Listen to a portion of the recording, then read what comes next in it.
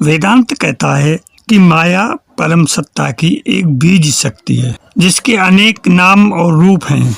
जिस प्रकार से आप उष्मा अग्नि से अलग नहीं कर सकते, ठीक उसी प्रकार से माया भी ब्रह्म तत्व प्रकृति से भिन्न नहीं है। इसके 3 गुण हैं, सत्व, रज और तम।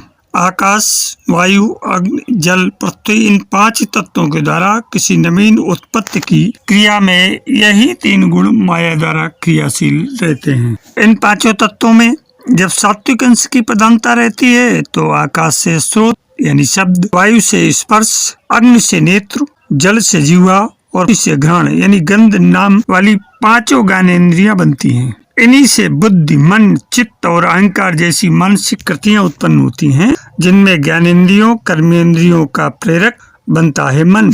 ये समझते और जानते हुए कि हमारे पास 3 शरीर हैं, भौतिक, सूक्ष्म और कारण। इनमें से कौन सा शरीर विकसित हो रहा है, ये बात प्रश्न खड़ा करती है। आत्मा अपरिवर्तनीय है, यह शुद्ध, निरपेक्ष और अपरिवर्तनीय है और इसलिए कारण शरीर विकसित नहीं होता है। भौतिक शरीर में ज्यादा बदलाव नहीं हो सकता है, इसकी संरचना स्थिर है। हालांकि वजन, मुद्रा, फिटनेस आदि में कुछ छोटे मोटे बदलाव हो सकते हैं, लेकिन हम इस जीवन काल में अतिरिक्त भुजाएं, उड़ने के लिए पंख या पूंछ नहीं उगा सकते। यह सूक्ष्म शरीर है जो विकसित हो सकता है ताकि हम अपने भाग्य को डिजाइन कर सकें। यह इस बात पर निर्भर करता है कि हम इसे कैसे शुद्ध और सरल बनाते हैं ताकि आत्मा का आनंद भीतर से चमके और विकीर्ण हो, और इस प्रक्रिया के माध्यम से हम चेतना का विकास पाते हैं। सूक्ष्म शरीर एक कंपन क्षेत्र है, हृदय, मन क्षेत्र। हम इस क्षेत्र को कैसे प्रबंधित करते हैं इस पर निर्भर करते हुए यह तो अशांत और जटिल हो सकता है, जैसे तूफान के दौरान गर्जन करने वाला सागर, या दूसरी ओर यह एक शांत तालाब की तरह हो सकता है जहाँ सतह पर एक पंख भी गिरने से लहरें पैदा होती हैं। यह आध्यात्मिक अभ्यास की महत्वपूर्ण भूमिका है, क्योंकि यह हमें इस क्षेत्र को विनियमित, शुद्ध और सरल बनाने की तकनीक देता है, जिससे स्पष्टता, स्थिरता और शांति आती है। जीव किसे कहते हैं? सृष्टि में जितने भी प्राणी हैं उन सभी को जीव कहा जाता है। ये सभी गुणों के प्रभाव में कर्म करते रहते हैं। कर्मों के प्रभाव से जीव का जन्म मरण होता रहता है। मृत्यु लोक में किए गए कर्मों के कारण से हर जन्म में अलग अलग शरीर मिलता है, तो ये जीव हुआ। प्राण किसे कहते हैं? ब्रह्मा की सृष्टि में जितने भी जीव की रचना की गई है वे सभी प्राण द्वारा संचालित होते हैं। प्राण सदा गुणों से परे है। प्राण ही ब्रह्मांड और वैदिक सृष्टि का आधार है। प्राण के द्वारा ही सभी जीव कर्म करते हैं। जीव की आयु, व्रत, पाप, पुण्य आदि सब प्राण के द्वारा ही होते हैं। आत्मा, जीवात्मा, परमात्मा और प्राण को आत्मा कहते हैं। आत्मा ही ब्रह्म है। जब जीवात्मा का परमात्मा से मिलन हो जाता है तब वह आत्मा परब्रह्म का हिस्सा बन जाती है। आत्मा का परब्रह्म में मिल जाने को मोक्ष कहते हैं। सैनम इमाम उत्सज्य सुसंतम पुरुषो यथा कर्मात्मनि अहितम भुंक्ते तादृशेन तारेण वा। अर्थात स्वप्न देखते समय जीव अपने वास्तविक जीवित शरीर को त्याग देता है। अपने मन और बुद्धि की गतिविधियों के माध्यम से वह किसी अन्य शरीर में या तो देवता या कुत्ते के रूप में कार्य करता है। इस स्थूल शरीर को त्यागने के बाद जीव इस ग्रह या किसी अन्य ग्रह पर या तो पशु शरीर या देवता के शरीर में प्रवेश करता है। इस प्रकार वह अपने पिछले जीवन के कर्मों का फल भोगता है। यद्यपि दुख और सुख का मूल मन, बुद्धि और अहंकार है, फिर भी भोग के साधन के रूप में स्थूल शरीर की आवश्यकता होती है। स्थूल शरीर बदल सकता है लेकिन सूक्ष्म शरीर कार्य करता रहता है। जब तक जीव को दूसरा स्थूल शरीर नहीं मिल जाता उसे सूक्ष्म शरीर या प्रेत शरीर में ही रहना पड़ेगा। जब सूक्ष्म शरीर स्थूल शरीर की सहायता के बिना कार्य करता है तब व्यक्ति प्रेत बन जाता है, जैसा कि इस श्लोक में कहा गया है। सैनम इमम उत्सज्य सुसंतम। स्थूल शरीर बिस्तर पर लेटकर आराम कर सकता है और भले ही स्थूल शरीर की मशीनरी काम कर रही हो, जीव छोड़ सकता है, स्वप्न में जा सकता है और स्थूल शरीर में वापस आ सकता है। जब वह शरीर में वापस आता है तो वह अपना स्वप्न भूल जाता है। इसी प्रकार जब जीव दूसरा स्थूल शरीर धारण करता है तो वह वर्तमान स्थूल शरीर को भूल जाता है। निष्कर्ष ये है कि सूक्ष्म शरीर मन, बुद्धि और अहंकार इच्छाओं और महत्वाकांक्षाओं वाला वातावरण बनाता है जिसका जीव सूक्ष्म शरीर में आनंद लेता है। वास्तव में जीवात्मा सूक्ष्म शरीर में है और भले ही वह विभिन्न ग्रहों पर स्थूल शरीर में निवास करता है। सूक्ष्म शरीर में जीवात्मा द्वारा किए जाने वाले सभी कार्य मायावी कहलाते हैं क्योंकि वे स्थायी नहीं होते। मुक्ति का अर्थ है सूक्ष्म शरीर के चंगुल से बाहर निकलना। स्थूल शरीर से मुक्ति में आत्मा का एक स्थूल शरीर से दूसरे स्थूल शरीर में देहांतरण शामिल है। जब मन को कृष्ण भावनामृत या सतोगुण में उच्चतर चेतना में शिक्षित किया जाता है तो व्यक्ति या तो उच्चतर स्वर्गीय ग्रहों में या आध्यात्मिक दुनिया वैकुंठ आदि ग्रहों में स्थानांतरित हो जाता है। इसलिए व्यक्ति को शिष्य परंपरा के माध्यम से भगवान के परम व्यक्तित्व से वैदिक निर्देशों से प्राप्त ज्ञान की खेती करके अपनी चेतना को बदलना होता है। यदि हम इस जीवन में हमेशा कृष्ण के बारे में सोचकर सूक्ष्म शरीर को प्रशिक्षित करते हैं तो हम स्थूल शरीर को छोड़ने के बाद कृष्ण लोक में स्थानांतरित हो जाएंगे। भगवान श्री कृष्ण ने कहा है, जन्म कर्म च मे दिव्यम एवं यो वेति तत्वतः त्यक्त्वा देहं पुनः जन्म नैति माम एति सो अर्जुन। अर्थात हे अर्जुन, जो व्यक्ति मेरे स्वरूप तथा कर्मों की दिव्य प्रकृति को जानता है वे शरीर त्यागने के पश्चात इस भौतिक संसार में पुनः जन्म नहीं लेता अपितु मेरी सनातन धाम को प्राप्त होता है। स्थूल शरीर का परिवर्तन बहुत महत्वपूर्ण नहीं है लेकिन सूक्ष्म शरीर का परिवर्तन महत्वपूर्ण है। कृष्ण भावनामृत आंदोलन लोगों को सूक्ष्म शरीर को प्रबुद्ध करने के लिए शिक्षित करता है। इस संबंध में आदर्श उदाहरण अम्बरीश जी महाराज हैं जिन्होंने हमेशा अपना मन भगवान कृष्ण के चरण कमलों में लगाया। स वही मन कृष्ण पदार विंदयो। इसी प्रकार इस जीवन में हमें हमेशा अपना मन कृष्ण के चरण कमलों में लगाना चाहिए या उच्चतर चेतना में शिक्षित करना चाहिए जो अपने मंदिर में अर्च विग्रह के अवतार में मौजूद हैं। हमें भी हमेशा उनकी पूजा में लगे रहना चाहिए या हम अपने मन शब्द इष्ट के प्रेम भाव में सदैव ओतप्रोत रहें, उसे उच्च से उच्चतम बनाएं, गहन से गहनतम बनाएं। यदि हम अपनी वाणी को सदैव उस परमात्मा या भगवान के कार्यकलापों का वर्णन करने में तथा अपने कानों को उनकी लीलाओं के श्रवण में लगाएं तथा यदि हम कृष्ण भावनामृत में आगे बढ़ने के लिए मन को अक्षुण्ण रखने के लिए विनियामक सिद्धांतों का पालन करें तो हम निश्चित रूप से आध्यात्मिक स्तर पर पहुंच जाएंगे। तब मृत्यु के समय मन, बुद्धि और अहंकार भौतिक रूप से दूषित नहीं होंगे। जीवात्मा विद्यमान है तथा मन, बुद्धि और अहंकार भी विद्यमान है। जब मन, बुद्धि और अहंकार शुद्ध हो जाते हैं तो जीवात्मा की भी सभी क्रियाशील इंद्रियां आध्यात्मिक हो जाती हैं। इस प्रकार जीवात्मा अपने सच्चिदानंद रूप को प्राप्त करता है।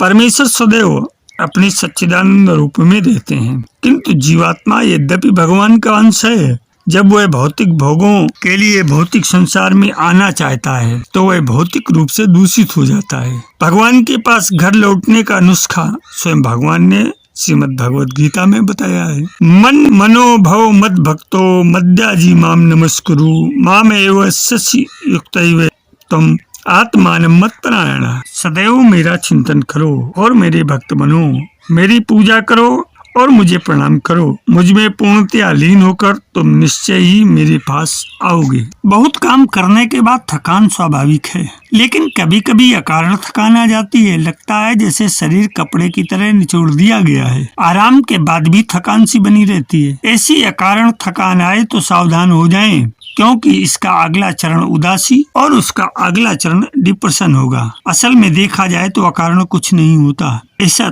तब होता है जब जिंदगी में कोई दुख आ जाता है, ऐसा दुख जिसकी कल्पना भी न की गई हो। उसका भीतर मंथन चलता है तो अकारण थकान महसूस होती है। परिश्रम की अति और आराम की भी अति में शरीर थकता है।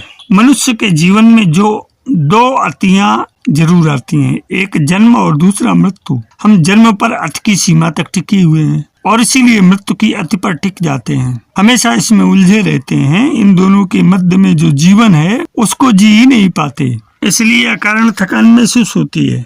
जब कभी ऐसा हो तो अपने शरीर को बांट कर देखिएगा। हमारे पास दो शरीर हैं, एक पंच तत्व व इंद्रियों द्वारा संचालित स्थूल शरीर जो दिखता है। इस स्थूल शरीर के बाहर चारों ओर 3 से 8 इंच के घेरे में हमारा सूक्ष्म शरीर होता है। इसे ओरा लेवल भी कहा गया है। ये हमारी एनर्जी बॉडी है। इस सूक्ष्म शरीर को हमेशा दिव्य रखिए तो स्थूल शरीर कभी भी अकारण नहीं थकेगा। योग केवल बीमारियों से बचने के लिए नहीं किया जाता। योग से हमारा ऑरा लेवल विस्तारित होता है जो हमारे स्थूल शरीर को सुरक्षित रखता है, थकान, उदासी और निराशा से भी। सूक्ष्म शरीर का स्थूल शरीर से बाहर निकल जाना मृत्यु कहलाती है और स्थूल शरीर से युक्त हो जाना जन्म कहलाता है। जीव को एक स्थान से दूसरे स्थान पर अर्थात अन्य लोकों में जाने के लिए अतिवाहिक शरीर दिया जाता है। यह शरीर बिना पृथ्वी और जल तत्व का होता है। इसमें अग्नि, वायु और आकाश तत्व होते हैं। कोई विद्वान इस शरीर को केवल आकाश तत्व से बना हुआ मानते हैं। जिस प्रकार वायु के फोहे से गंध ले जाती है किंतु वह गंध स्थायी रूप से वायु में नहीं रहती क्योंकि वायु और गंध का संबंध नित्य नहीं है। इसी प्रकार इंद्रियां, मन, बुद्धि, स्वभाव आदि सूक्ष्म और कारण दोनों शरीरों को अपना मानने के कारण जीवात्मा उनको साथ लेकर दूसरी योनि में जाता है। जैसे वायु तत्वता गंध से निर्लिप्त है, ऐसे ही जीवात्मा भी मन, इंद्रियां और शरीर आदि से निर्लिप्त है। परंतु इन मन, इंद्रियों और शरीर आदि में मैं मेरेपन की मान्यता होने के कारण वह जीवात्मा इनका आकर्षण करता है। जैसे वायु आकाश का कार्य होते हुए भी पृथ्वी के अंश गंध को साथ लिए घूमती है, ऐसे ही जीवात्मा परमात्मा का सनातन अंश होते हुए भी प्रकृति के कार्य प्रतिक्षण बदलने वाले शरीरों को साथ लिए भिन्न भिन्न योनियों में घूमता है। जड़ होने के कारण वायु में ये विवेक नहीं है कि वे गंध को ग्रहण न करे, परंतु जीवात्मा को तो ये विवेक और सामर्थ्य मिला हुआ है कि वे जब चाहे तब इस शरीर से संबंध मिटा सकता है। भगवान ने मनुष्य मात्र को ये स्वतंत्रता दे रखी है कि वह चाहे जिससे संबंध जोड़ सकता है और चाहे जिससे संबंध तोड़ सकता है। अपनी भूल मिटाने के लिए केवल अपनी मान्यता बदलने की आवश्यकता है कि प्रकृति के अंश इन स्थूल, सूक्ष्म और कारण शरीरों से मेरा जीवात्मा का कोई संबंध नहीं है, फिर जन्म मरण के बंधन से सहज ही मुक्ति है। भगवान श्री कृष्ण ने यहाँ 3 शब्द दृष्टांत के रूप में दिए हैं, वायु, गंध और आशय। आशय कहते हैं स्थान को, जिस तरह जलाशय अर्थात जल का स्थान या आशय नाम स्थूल शरीर का है। जिस प्रकार गंध के स्थान अर्थात आशय इत्र के फोए से वायु गंध ले जाती है और फोआ पीछे पड़ा रहता है, इसी प्रकार वायु रूप जीवात्मा गंध रूप सूक्ष्म और कारण शरीरों को साथ लेकर जाता है। तब गंध का आशय स्थूल शरीर पीछे रह जाता है। शरीरम यद्वाप्नोपति ग्रहीत्वेतानि संयाति, यहाँ ईश्वर पद जीवात्मा का वाचक है। इस जीवात्मा से 3 खास भूलें हो रही हैं। अपने को मन, बुद्धि, शरीर आदि जड़ पदार्थों का स्वामी मानता है पर वास्तव में बन जाता है स्वयं उनका दास। अपने को उन जड़ पदार्थों का स्वामी मान लेने के कारण अपने वास्तविक स्वामी परमात्मा को भूल जाता है। जीव को 2 शक्तियां प्राप्त हैं, प्राण शक्ति जिससे श्वासों का आवागमन होता है और दूसरा इच्छा शक्ति जिससे भोगों को पाने की इच्छा करता है। प्राण शक्ति हरदम श्वासोच्छ्वास के साथ क्षीण होती रहती है। प्राण शक्ति का खत्म होना ही मृत्यु कहलाती है। जड़ का संग करने से कुछ करने और पाने की इच्छा बनी रहती है। प्राण शक्ति के रहते हुए इच्छा शक्ति अर्थात कुछ करने की, पाने की इच्छा मिट जाए तो मनुष्य जीवन मुक्त हो जाता है। प्राण शक्ति नष्ट हो जाए और इच्छाएं बनी रहे तो दूसरा जन्म लेना ही पड़ता है। नया शरीर मिलने पर इच्छा शक्ति तो वही पूर्व जन्म की रहती है, प्राण शक्ति नहीं मिल जाती है। प्राण शक्ति का व्यय इच्छाओं को मिटाने में होना चाहिए। निस्वार्थ भाव से संपूर्ण प्राणियों के हित में रत रहने से इच्छाएं सुगमता पूर्वक मिट जाती हैं। जो अपने नहीं है उनसे राग, ममता, प्रीता करना, जिन मन इंद्रियों के साथ अपनापन करके जीवात्मा उनको साथ लिए फिरता है, वे मन इंद्रियां कभी नहीं कहते कि हम तुम्हारी हैं और तुम हमारे हो। इन पर जीवात्मा का शासन भी चलता नहीं। वास्तव में अपनेपन, राग, ममता युक्त संबंध ही बांधने वाला है। मेरे अध्यात्म प्रेमी जिज्ञासु मित्रों, वास्तव में शुद्ध चेतन आत्मा का किसी शरीर को प्राप्त करना और उसका त्याग करके दूसरे शरीर में जाना हो नहीं सकता, क्योंकि आत्मा अचल और समान रूप से सर्वत्र व्याप्त है। परंतु जब ये आत्मा प्रकृति के कार्य शरीर से तादात्म्य कर लेता है, अपने को तथा अपने में तीनों शरीरों को धारण करने और इसका जीवात्मा से संबंध, परिवर्तन, इस स्थूल देह में आना जाना आदि जितने भी प्रकृतिस्थ कार्य हैं, इनके विषय में जो व्याख्या आपके सामने रखी, आपको बहुत पसंद आई होगी। संभवतः आपने इसको ध्यान से सुना होगा, इसके लिए आपको बहुत बहुत धन्यवाद। अगर ये वीडियो आपको पसंद आए तो लाइक शेयर सब्सक्राइब कमेंट अवश्य करें। सफल जीवन की यात्रा के इस अंक में आज इतना ही। धन्यवाद।